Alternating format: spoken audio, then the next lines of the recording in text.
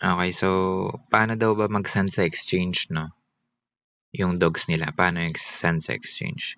Hindi pa po pwedeng i-send sa exchange yung dogs natin. So makita natin dito, withdrawals is August 27. Mamaya pa pong 6 p.m. Kaya kung magsasend kayo, hindi pa po pwede. Ayan.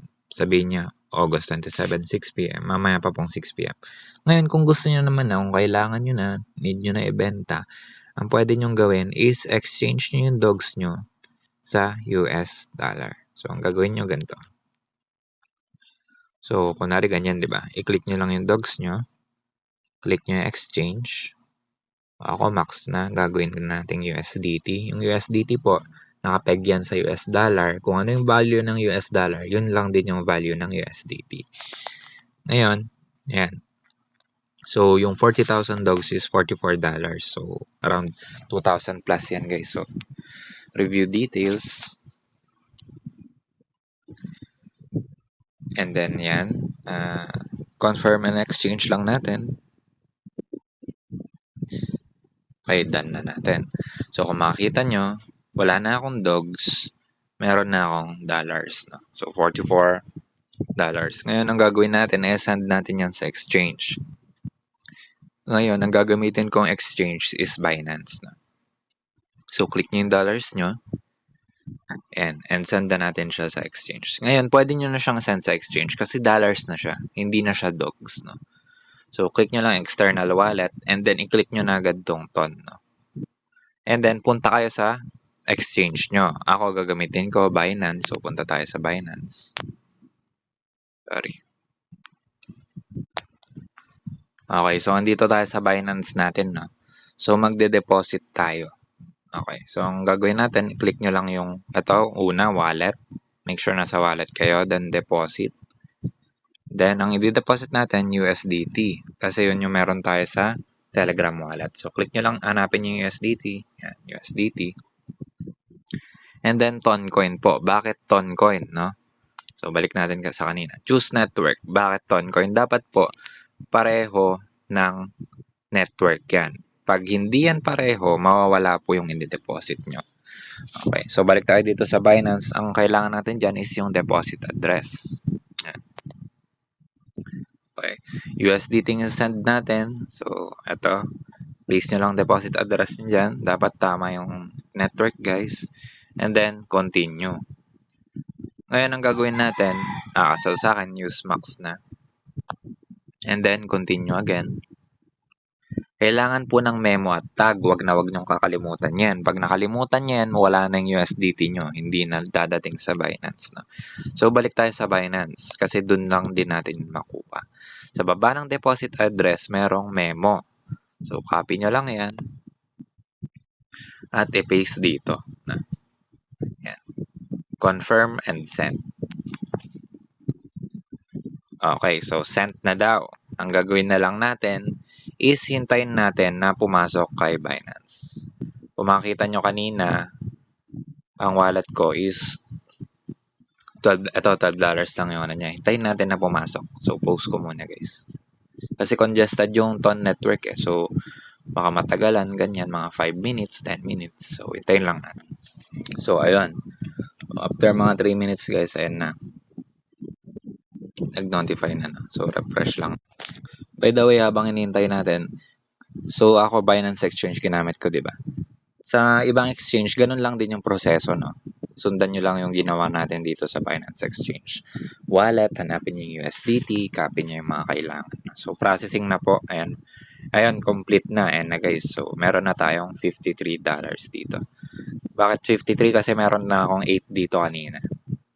Nadagdagan lang ng 44. So, naging 53. Okay. So, ngayon, meron na tayong USDT. Ngayon po, ang susunod na tanong nyo siguro dyan, paano siya gagawing GCash?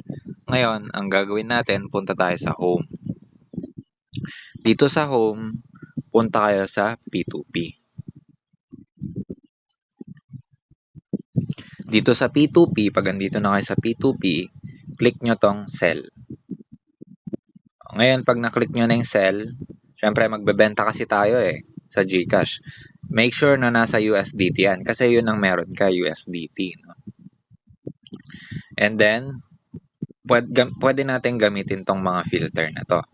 So, saan nyo ba gustong pumunta? So, ay mapunta yung USDT nyo, gawing peso, no? So, sa akin, ilalagay ko sa GCash. Okay. Kung gusto nyo sa GCash, dyan sa GCash. Kung gusto nyo sa Maya, pwede. BDO, and pa yung iba-iba, no? Ng mga bank, no? So, sa GCash natin siya ilalagay.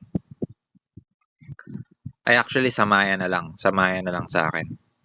Kasi kailangan ko mamaya. So, Maya. Okay. And then, yung amount. Syempre, yung minimum natin is 1K. Kasi ano eh. Ayan guys, kung papansin nyo, ito, minimum niya 1K hanggang 500,000 lang yung tinatanggap niya. Ito, bawat isa to, ito yung mga merchant, ito yung bumibili ng USDT natin. Sa kanila binebenta yung USDT natin. So, ayan. So, ang una nyong titignan yung completion rate. Kung mataas yung completion rate nila, ibig sabihin, good merchant sila. Like, maganda silang katransact, no? So, ito, binibili niya yung isang USDT ng 55 pesos. So, kung meron tayong, nasa 53 yung USDT natin, kung ibebenta natin lahat yon, nasa around 2,000 plus yun. 2,000 or magti 3K, ganun. Ngayon, 1K lang ibebenta ko. So, dito na tayo, mataas yung completion rate niya. And meron siyang Maya. Ito po yung mga available niya na payment method, no? So, yan. Meron siyang Maya kasi kanina finilter natin, Maya. So, sell na natin. Pindutin na natin tong sell.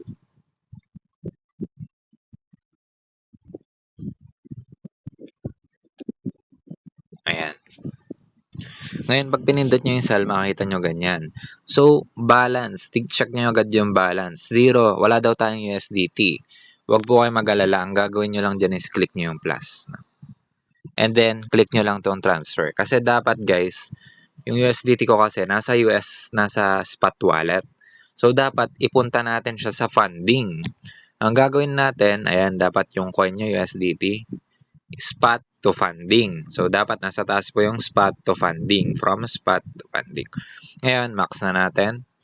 Ay, ano lang pala guys, 23 lang pala yung ibebenta ko. So, kayo bahala kung ilan gusto yung benta nyo lahat, benta nyo. Okay. So, yan.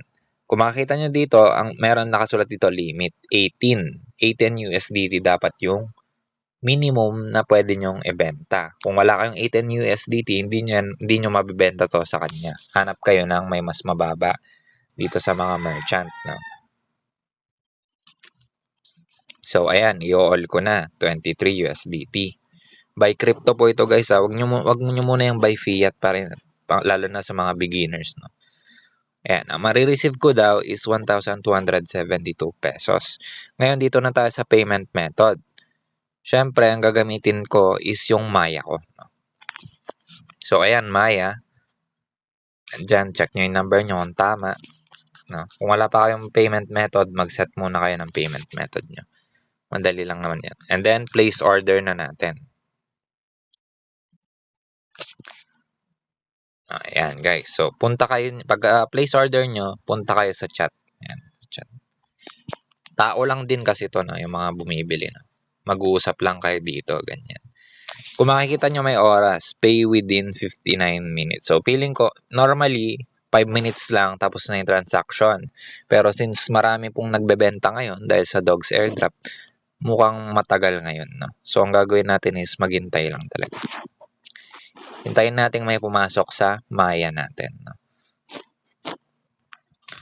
Or pwede rin magtanong tayo ng are you online? Ganyan.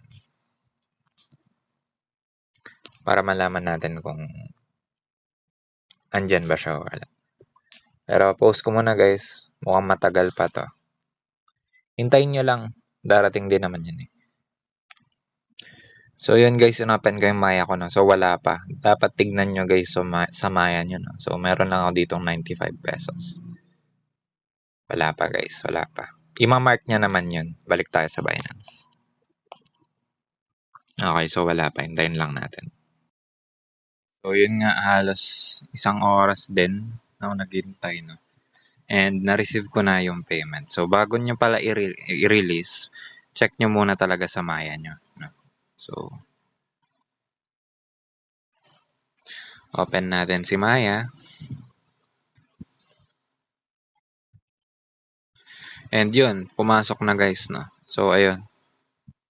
1272.13. So, balik tayo sa Binance. Ang gawin nyo lang guys is payment receive. No? Click nyo yung payment receive.